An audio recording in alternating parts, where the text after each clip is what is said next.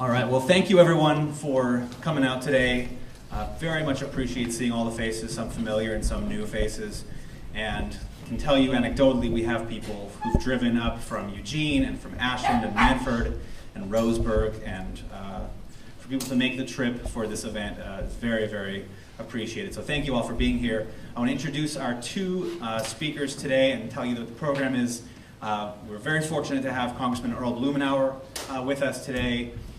For anybody who has lived in Oregon for any amount of time, you should know who Earl Blumenauer is. He is no stranger to this issue either. He's represented this district in Congress for almost 17 years. He was elected to the state legislature in 1972 and able to vote to decriminalize possession of marijuana in 1973. So somebody who truly understands the length of the battle that this issue has been fighting. So we're going to hear from Congressman Blumenauer. He will give some prepared remarks, and then we'll start with some questions from the audience, and specifically looking at the federal agenda and what can be done in Congress on this issue. And then we're also very fortunate to have with us Steve Fox. Steve is the Director of Government Relations for the Marijuana Policy Project based out of Washington, D.C. Steve was also the architect and key strategist behind the Amendment 64 campaign in Colorado, which won with a solid 55% of the vote. And in his spare time, he's also the Director of Government Relations for the National Cannabis Industry Association, which is a trade association advocating for the needs of the emerging cannabis industry. And I'm Roy Kaufmann, in case I didn't mention it, which I didn't. I am the Oregon representative for the Marijuana Policy Project, and very honored to be working on this issue here at this time in history. So with that, I'm happy to hand it over to Congressman Blumenauer. Thank you.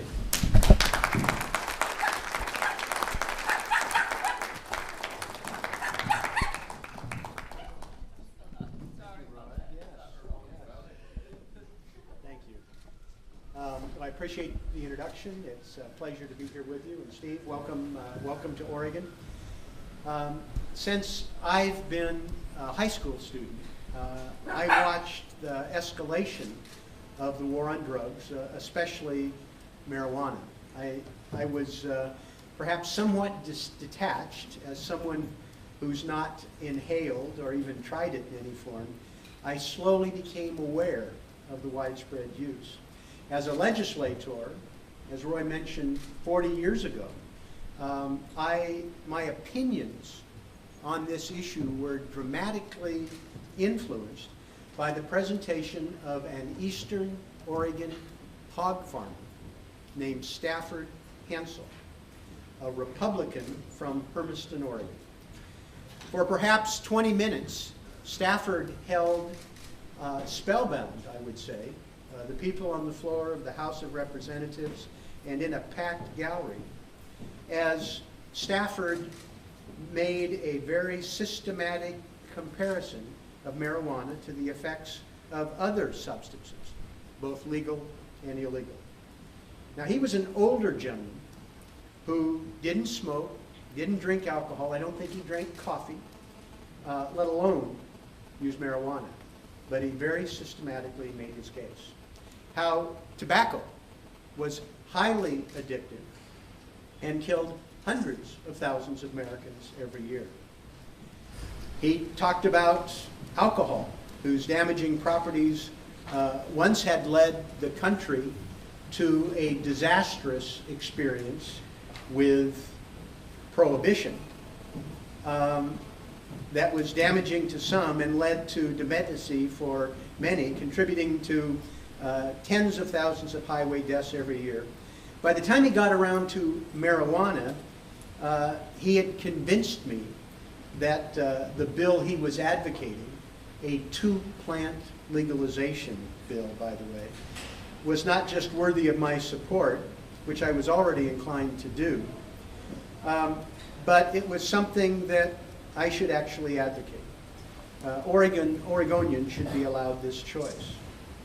I was, well, 40 years later, I think the case is more compelling. Although we didn't legalize marijuana in 1973, although I was assured by people who knew a lot more about the subject than I did, that if the 22 of us who voted for it were joined by the people who smoked marijuana but voted no, that the bill would have passed easily. What we did do was have Oregon become the first state to decriminalize the use of marijuana, where possession of a small amount was like a minor traffic infraction, treated like a traffic ticket. 14 states are now in the column following Oregon's lead. In 1996, as a number of you are aware, probably all of you, California pioneered the legal use of medical marijuana, where the therapeutic qualities have long been known. Today we have 18 states and the District of Columbia that allow the use to relieve chronic pain, symptoms of nausea. Notably, 2/3 of these jurisdictions, which permit medical marijuana, do so as a result of a vote of the people. And of course, the seismic shift took place last fall, where Washington and Colorado, thanks to Steve in no small part, approved adult recreational use. Studies show that a majority of Americans now agree and support is growing. It is time for the federal government to revisit its policies. Even though we have seen drugs with less serious classification, meth and cocaine, have more serious law enforcement, health, and behavioral impacts, marijuana retains its Schedule I classification. We continue to arrest and imprison people for using a substance that millions use, more and more have tried, and as I said a moment ago, a majority of Americans, small but a majority yet, appear to support legalization. Because there are some stark differences in the uses of illegal drugs, relating from enforcement varying widely across the board, there are disparities in terms of income and race that also need to be addressed.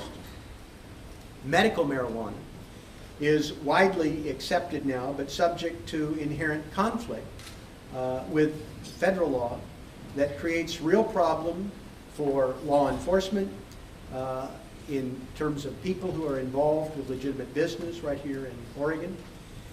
The conflict between state and federal law is unfair, it's costly, and confusing. It's interesting, while a majority of Americans, not an overwhelming majority at this point, support legalization, when the question is whether or not the federal government should interfere with what state voters have decided, that percentage goes 70%. Say, no, let the states decide and federal government stay out of the way. In the words of President Obama, they're bigger fish to fry. Now, I am hopeful that you are going to see some action in this new Congress with people in a bipartisan fashion taking a step back and looking in a comprehensive way at a range of the issues that are involved here. What happens when there's a conflict between state and federal law? Dealing with the classification on the federal level of this being a Schedule I prohibited substance.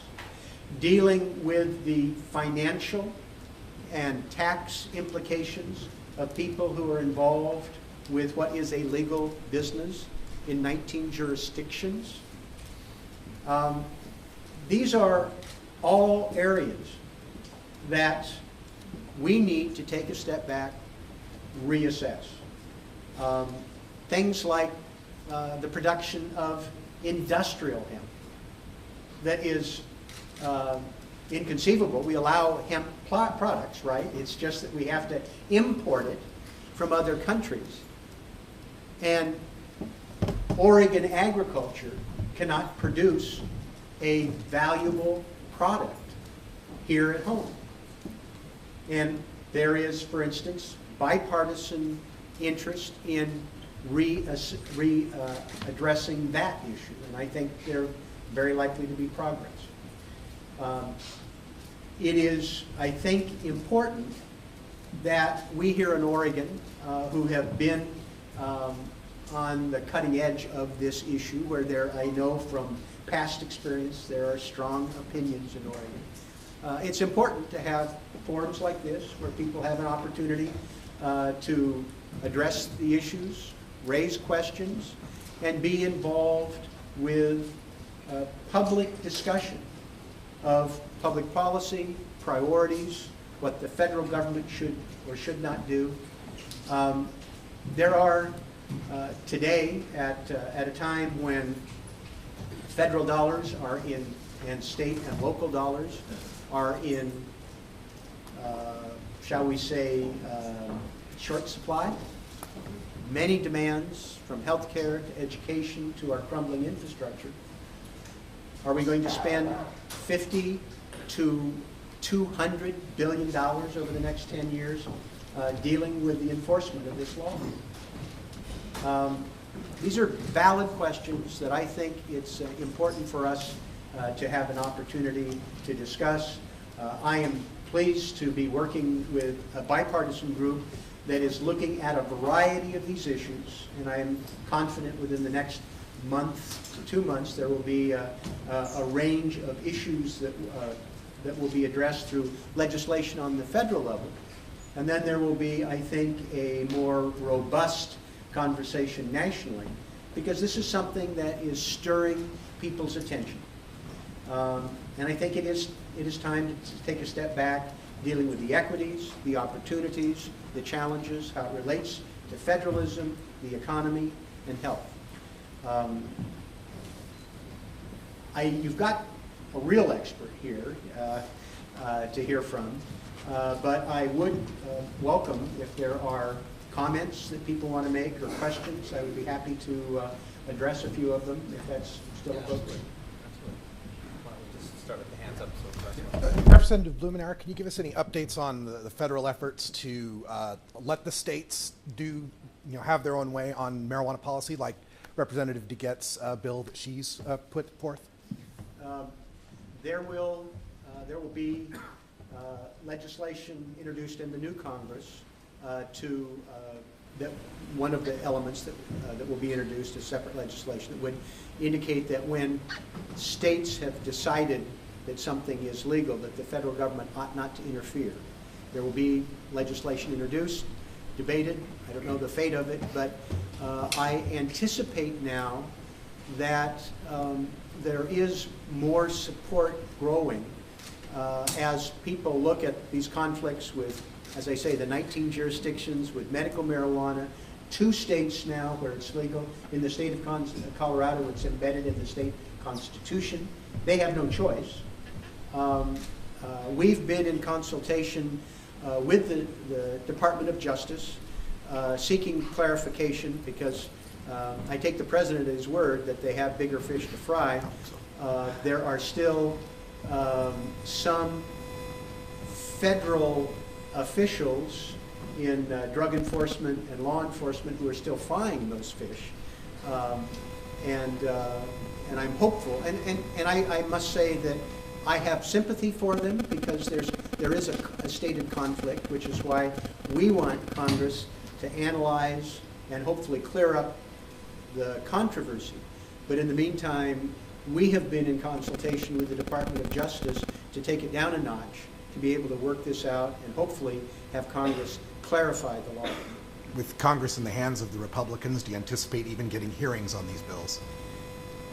The issues that we are talking about, states' rights, issues like medical marijuana, looking at the merit of its current treatment under the law, there is bipartisan interest in exploring this. Remember, this isn't a red state, blue state issue. Arizona approved a ballot measure for medical marijuana, and that's been kind of a red state. We have one of the champions in the last Congress, we kind of keyed off Barney Frank, and the Republican there was Ron Paul, who's not exactly a flaming liberal.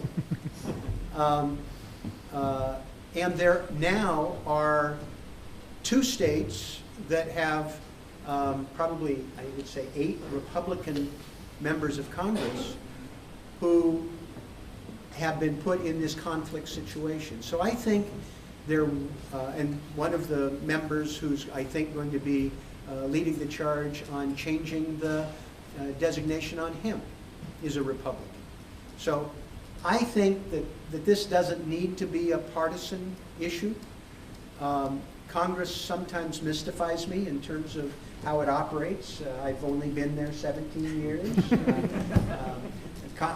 Representative Alyssa Kenny-Geyer can talk about the mysteries of the Oregon legislature. I mean, it has its own logic at times. But I think that there's an opportunity, if Americans speak out, if Americans get involved, if the people who feel strongly about things like medical marijuana or hemp or whatever, that there's a way to have a conversation that doesn't have to be intensely partisan.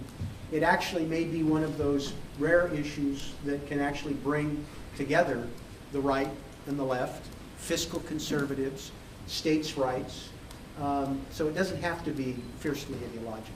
We've got 4 in the queue, so right back here, gentlemen, and then over here, and then here, and then you. I'm sorry, I will try and be briefer in the response, but you touched a button there. Congressman Blumenauer, I just want to say thank you for having the courage to be here, first and foremost. Secondly, I would just like to point out and ask your opinion on this. Currently, we're not seeing the federal government execute the raids at which had happened earlier in the 2000s. We've seen them take a much more poignant approach to their battle against not only medical marijuana, but cannabis in general. Mr. Fox can speak to this, and I'm kind of curious to hear what your plans are. I don't think it's the Department of Justice necessarily who's our biggest opposition anymore. I'm curious on your take. I believe it's the Department of Revenue, issues like we had down in the Bay Area with Harborside and what is now being referred to as the Champ case. But do you see real changes coming out of out of Congress, not only in the things that look great as far as ending the war on patients, but on the codifying, changing the other departments who are really preventing this industry from taking off?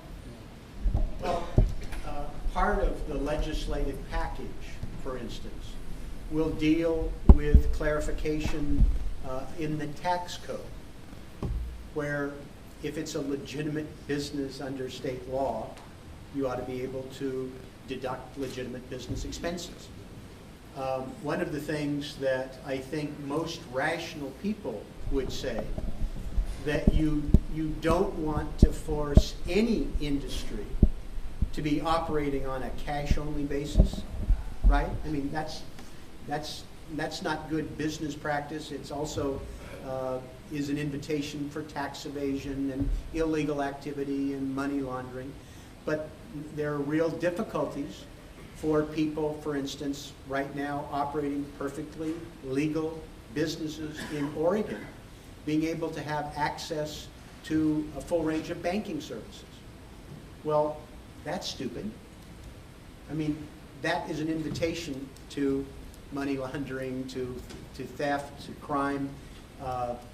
What we would like, I think, is to, again, clarify under federal regulation or federal law that a legitimate business under state law that is operating legally and above board ethically has opportunity to have a full range of banking services.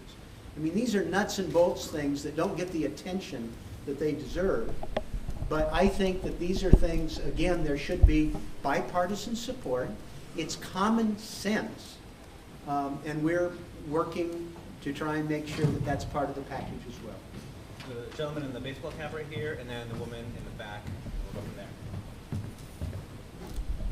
Congressman, thank you for being here. My name is Josh Galbraith. Recently, we've seen in other states some folks that were operating completely under state law that were indicted and federally charged. And I was just curious if how Oregon is prepared to deal with conflicting interests, as it were, regarding, people completely within the state's law doing, and this is medical marijuana. Yes.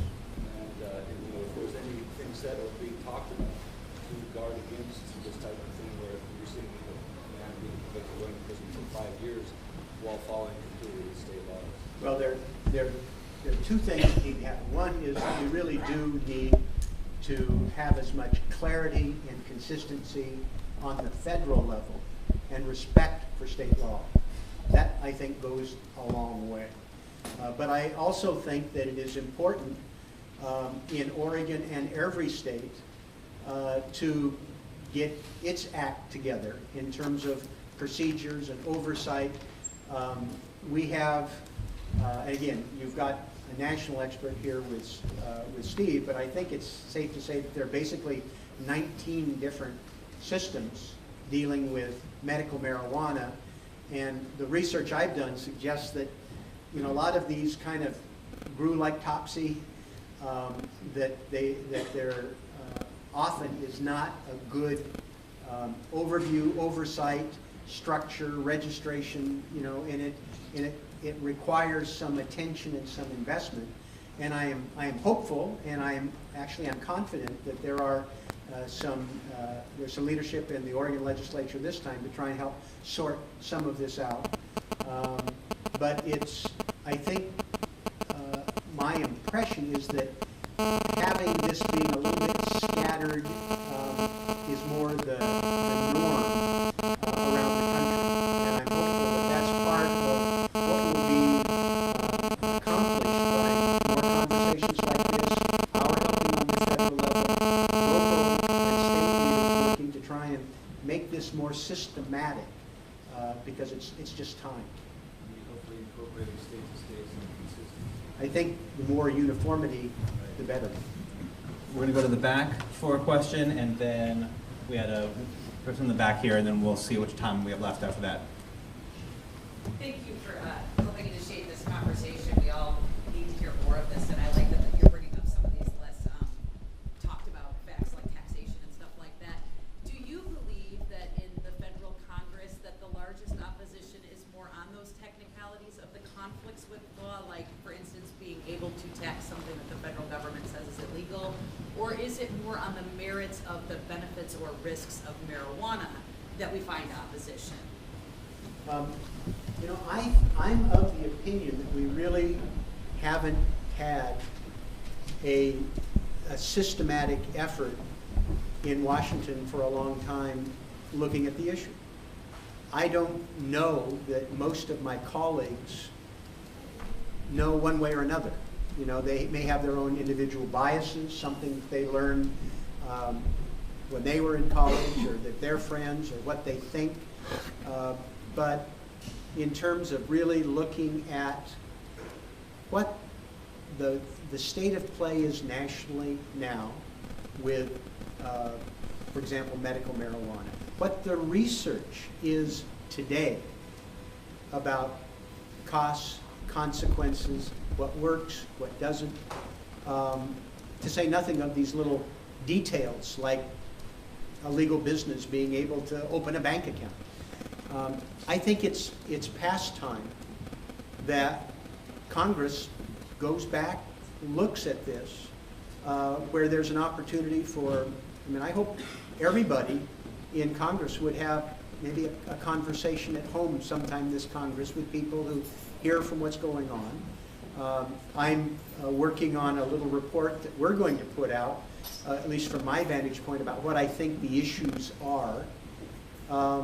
We're talking to people, trying to have more of them dial in. It is an area that I think has not been on the front burner for most folks, but because we are watching this evolution take place at the state level, watching medical marijuana, now over 100 million people live in states where that's legal, and we think there's over 1 million medical marijuana users, but the number could be, I guess, high. I guess California doesn't actually have a registration per se, so that number could be higher. And then, as I mentioned, and you all know, 2 states just voted to legalize. So this is a time where there's tremendous change, and it's, I think, appropriate for people to go back and look at it. I can't really answer this because it's not something that has been debated. You know, the most vigorous debate I was involved with was 40 years ago as a child legislator in Oregon, where everybody kind of rolled up their sleeves and got involved, and there was debate back and forth. And I'm hopeful we can do a little bit of that in Washington. And in a year from now, we'll have a better idea of where we stand. We've got time for maybe a couple more questions with Congressman Blumenauer, and then we're going to shift to the next part. So there's a gentleman in the far back, and then we haven't done this side of the room, so the gentleman in the back here, if we have time. You touched a little bit on states' rights and their ability to sort of override federal law. How far do you think that could go in other aspects? For example, the Department of Homeland Security with their drone surveillances and the TSA, or I hear some states coming out saying that they're going to oppose any new federal gun measures. How far do you think 10th Amendment state rights can go? Well, let me be clear. I think we have a model that works dealing with marijuana. And that model is how we deal with alcohol. There are similarities in terms of, you know, efforts at prohibition. There is something, you know, alcohol was widely used. The prohibition was, depending on your point of view, either a failure or a disaster. You know, creating the mafia and going and actually probably doubling the number of places that you could actually get alcohol, in terms of there are twice as many speakeasies as there ever was saloons. And the federal government and the states, the political system, and civic society worked out a system where the federal government would respect individual states' decisions. Oregonians could vote tomorrow to go dry. Not likely to happen, but here in Beervana, and with the wine and the craft distillery and all of that. But there is here a model that has been accepted dealing with something that is directly analogous. We are watching what is a significant movement nationally dealing with medical marijuana. And I frankly am very interested, for example, in additional research in terms of what this could mean for some of the traumatic brain injuries that some of our service people have witnessed, or PTSD. What sets this apart is that this is something that at the state level has been very systematically engaged, debated, and voted on. And there may be other areas where there is a widespread movement and there are state initiatives and ballot measures. And if we get to that point in other areas, that would have to be considered. But I think in this case, there's a direct analogy between alcohol, prohibition, states' rights, a regulatory system that has allowed people who want to practice prohibition to do so. There are different protective mechanisms. It's controlled, it's taxed, and I think that model makes sense here for the federal government to look at dealing going forward. Do you have time for one more? Sure. We'll take one more back here. Mine's a little bit more comment-based. I'd like to thank you for your work, Representative Blumenauer, and for your time listening to myself and all of us. My name is Christopher. I'm a student at Lewis and Clark College. I'm a medical marijuana patient, and I'm a small business owner. I grew up in Washington State, and in 2010, I saw the industry of medical marijuana grow and provide legitimacy to the cannabis plant. And as an Oregonian, I've learned the discrete ethics that people don't want their peaceful actions infringed upon. Observation of last election tells us that Oregonians don't want the state to be selling cannabis, but they do favor legalization. So Portland is a hub of small business startups and progressive sustainability, food, art, and creativity of all sorts. I've observed that people here respect individuals' rights to be able to work hard and make a business for oneself. We graduated in May, and I would much rather entrepreneurial way of spreading good ideas using electric vehicles, sustainable energy, and universal compassion with cannabis than the current business of showing and telling Cutco Cutlery. As I plan to pioneer the ways of framing cannabis into optimal methods of spreading ideas of legalization, I ask you to continue pioneering our way in our in our legislature with the cannabis plan to put it into the legal framework so that our unemployed can go back to work. Thank you. Do one more question. I know you've got a tight schedule. One more. Okay, one last one. We haven't done it over here. One's in the middle, right here. I just wanted to say that with the recent case, DEA versus Americans for Safe Access, when the circuit court came out against taking marijuana off Schedule 1, one of the things that the DEA said was that legalizing marijuana encourages drug use. Well, one of the biggest killers now is prescription drug overdoses, and I've been volunteering, and I've seen lots and lots of people get off of opiates using medical marijuana. So I think that there's a hypocrisy at work in that DEA philosophy that people's lives could be saved if marijuana is made more legal, just straight out legal. People won't be scared to go to the doctor and ask for something that's legal and that can help them, and in many cases is much, much cheaper and much safer than pharmaceutical options. So I think that that should be a key element in your debates go forward, because again, prescription drug overdoses, I'm not sure where it is in killers, but it's way up. You're raising one of the points that's prompting this call for Congress to take a fresh look at these issues. Marijuana is Schedule 1 at a higher degree than meth. You know, I think most law enforcement people that I talk to think that methamphetamines are a much greater threat to individuals, to law enforcement, to society.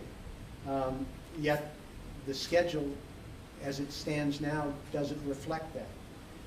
And you're raising a point about dependency on prescription drugs, both obtained legally and illegally, that kills thousands of people, is involved with a range of illegal activities.